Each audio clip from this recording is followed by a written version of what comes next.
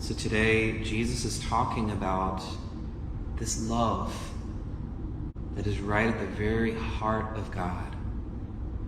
Saying the very love that's within our relationship, Father, I want to share with them.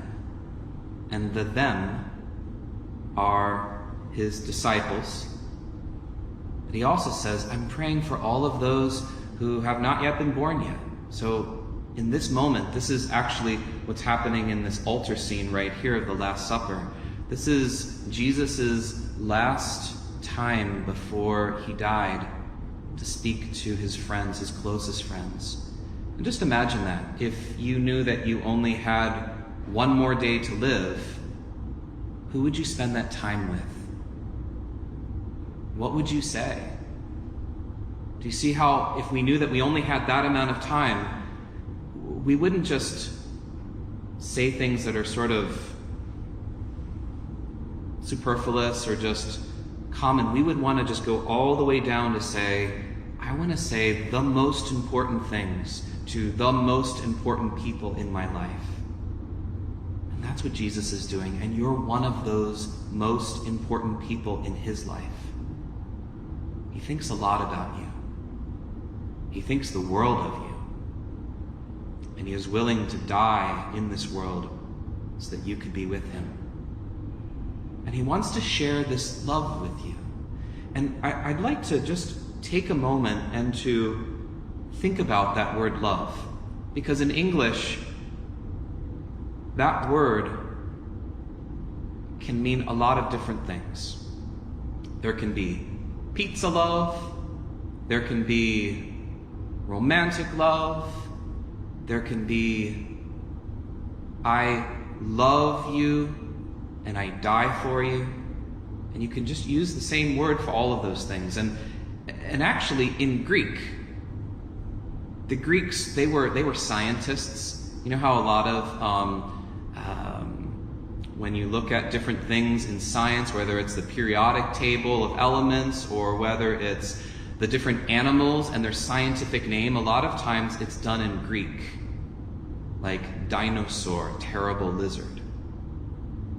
So they were scientists in their way of speaking. And they were able to take 4 words to mean 4 different realities of love. And all of them are important. And C.S. Lewis actually would write a book called The 4 Loves. And it's about these 4 loves. And the first one is storge. Don't worry if you forget about these things. We'll talk about that in a minute. The next one is philia. The next one is eros. And the next one is agape. And all of them mean love. But they're different ways in which we experience love in this world. And they can all bring us to God in different ways. So storge is like the love that a mom has for their child. It's that kind of natural sort of like family bond. That love that's just right in the gut. Philia is the love of friendship. And especially the kind of friendship in which the two of you as friends are pointed towards something excellent. And you're growing together in virtue. Eros is like Cupid love. So that's like Valentine's Day love. So Eros was one of the Greek gods. Cupid is his Roman name. But he was the god of love and of romantic love. And that's what we call the love of attraction. That love in which we see someone beautiful and we're drawn towards them. And we want to be united with them. And then there's agape, which is self-sacrificing love. It's the love that when Jesus says, no one has greater love than this, than that he lay down his life for his friend. That's what agape love is. And that last one is the key. Because if you don't have that last one in the equation, then the other three loves actually become things that break us apart versus lead us to God. So think about that first one, storge. It's that love that's just naturally in that bond of mother and child.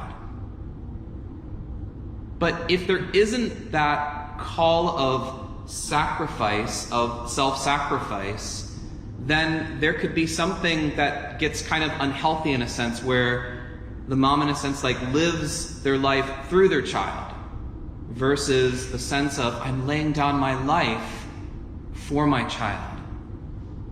And it gets turned inside out. What about filial love, friendship love? If you're not going after the thing that is most excellent, which is God, if you're not pointed there, then that friendship could maybe turn into something where you help each other go the wrong way. Mafioso, for instance, could be great friends. But do you see how they're actually joining together in a journey and adventure, but it's actually towards something that's wrong. And so that powerful bond of friendship actually gets turned to become villains together, to become gang, instead of brothers and sisters that lead you to help you to become the better version of yourself. Eros, that love of attraction, that love of romance, if it's not focused on sacrificing for the other, then it becomes something that we start to then use the other person, because it's really about, I'm attracted to this person, I want this person, and yet if I don't really think about how do I lay down my life for the other person, it's kind of like, someone once said, it's like the rocket fuel that should lead up to heaven. And this is what, when like that romantic love is focused on how do I lead my beloved to heaven, how do I treat them with respect, how do I treat their mind, their heart, their body, their soul, all of that with the dignity of being a child of God, how do I remember that they are God's child before my beloved first? If I don't have that direction, then it's kind of like rocket fuel that is inverted. And what's going to happen if a rocket goes this way with all that power of attraction and all the feelings that are there? Well, then we hear so much about broken love, broken promises, infidelity, those kind of things that just break apart. And so we need that agape love, which is this kind of love. This is what it looks like when Jesus is saying, I want them to have the love that we have in the midst of the Trinity. He's saying, this is your key. But he's also saying, all the other three loves are actually good and beautiful. Sometimes we might feel, when we have these different desires for love, these different desires of attraction, we might say, well, that's bad, and I gotta kind of push it away. And the Lord is saying, no, just direct it in the right way. It's showing a hunger within you, but it has to be ordered to God, or else it becomes something in which we, in a sense, feast on the wrong thing. Whether it's in our friendships, we feast on the wrong thing. Whether it's in our family bonds, whether it's with our boyfriend or girlfriend, with our spouse. We're hungry inside. We're hungry to love and to be loved. We have these desires that have been given to us by God. They're good and holy. But our world many times sells us short and says, this is what's going to satisfy that desire. And many times it leaves us more empty. And so let's ask the Lord, Lord, help me to understand the deep desires of love within my heart, the desires of philia, the desires of eros, but allow them, Lord, to become powerful energy within me to lay down my life for my friend, to truly love in a way that is pure, in a way that leads someone not away from God, but toward God. And the Lord wants to use all of that experience because he built us that way. And he's saying, love one another as I loved you. So I just encourage you to think about that, and especially as you continue to grow.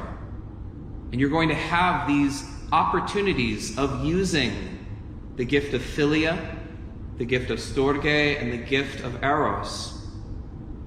But always remember that you have to have this image right in front of you. Because if you don't have this image in front of you, it then becomes weaponized. And you actually end up hurting yourself and hurting the one that you love. So ask the Lord for courage and love one another with agape as your guide.